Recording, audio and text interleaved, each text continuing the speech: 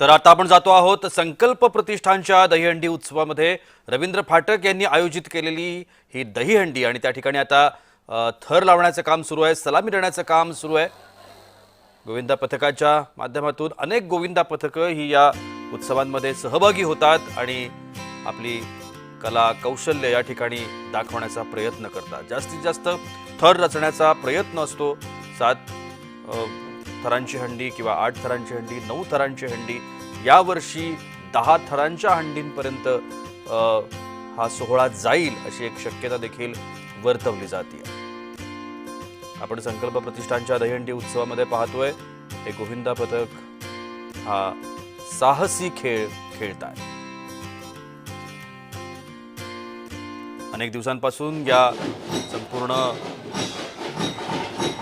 8 थरांची सलामी त्यांनी दिलेली आहे। हिरकणी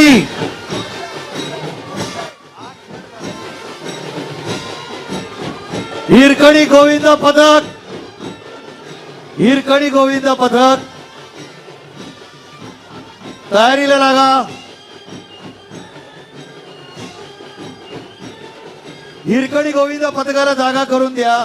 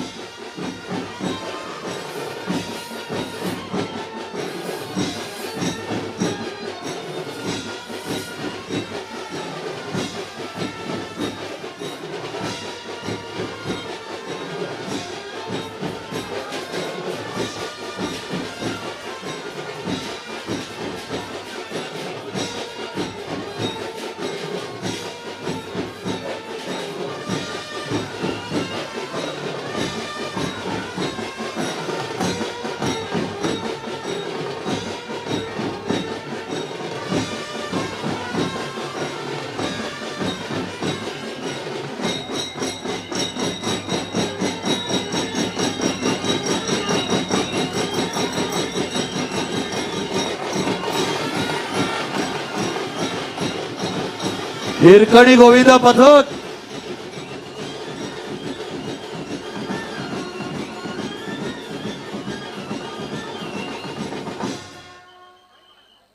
सांगणार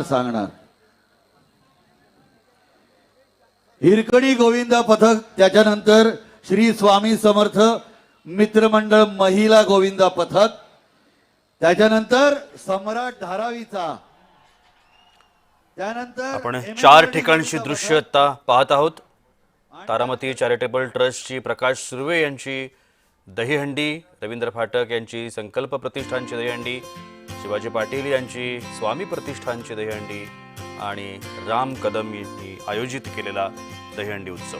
घाटकोपर या ठिकाणी राम कदमांचा हा दहीहंडी उत्सव आहे। 4 ठिकाणच्या दहीहंडी उत्सवाची दृश्य आता आपण पाहतो आहोत। सगळीकडेच मुंबईमध्ये आता हळूहळू जशी संध्याकाळ, दुपार उलटून संध्याकाळ व्हायला लागेल, हा उत्साह अजूनच शिगेला पोहोचलेला असेल।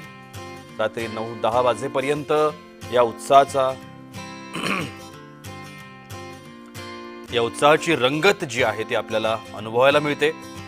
अनेक गोविंदा पथकं जी संपूर्ण महाराष्ट्रातून मुंबईमध्ये येतात आणि या ठिकाणी आपलं कौशल्य सादर करण्याचा प्रयत्न करतात। दहीहंडी उत्सवाच्या या गोविंदांना आता साहसी खेळाचा दर्जा मिळालेला आहे, त्यामुळे हा एक प्रकारचा खेळ आहे आणि त्याकडे त्याच पद्धतीनं पाहिलं जावं अशी ही सगळ्यांची अपेक्षा आहे। हा खेळ जेवढा कौशल्यपूर्ण रीतीनं खेळता येतो तो ते गोविंदा पथक या उत्सवांमध्ये बाजी मारतं। लाखोंची बक्षिसं या दहीहंडी करता ठेवण्यात आलेली असतात आयोजकांच्या वतीनं आणि ही बक्षिसं पटकावण्याकरता म्हणून हे सगळेच गोविंदा उत्सुक असतात। जवळजवळ 2-3 महिने आधीपासून हे गोविंदा रात्रंदिवस आपल्या या साहसी खेळाचा सराव करताना आपल्याला पाहायला मिळतं। अनेक गुरूंच्या मार्गदर्शनाखाली हा सराव सुरू असतो।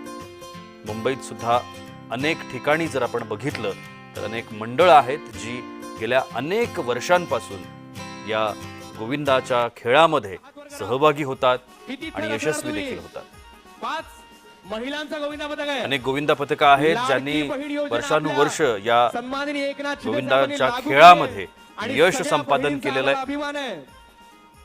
म्हणून दरवर्षी ठाण्याचा अभिमान संकल्प प्रतिष्ठान या हंडीत गोविंदाचा महिलांना विशेष संधी गोविंदा फाटक साहेब देत आहेत. दहीहंडीचा तुम्हाला फोडण्याचा संधी जो दिली आहे, मान आहे संधीचं सोनं तो करा, आपल्याकडेच लवकरात लवकर राहावा खर्चाला अशी सुरुवात इच्छा करा. या गोविंदा पथकांची असते इतर आणि काही त्यातूनच गोविंदा पथकं आलेली हे सगळेजण अगदी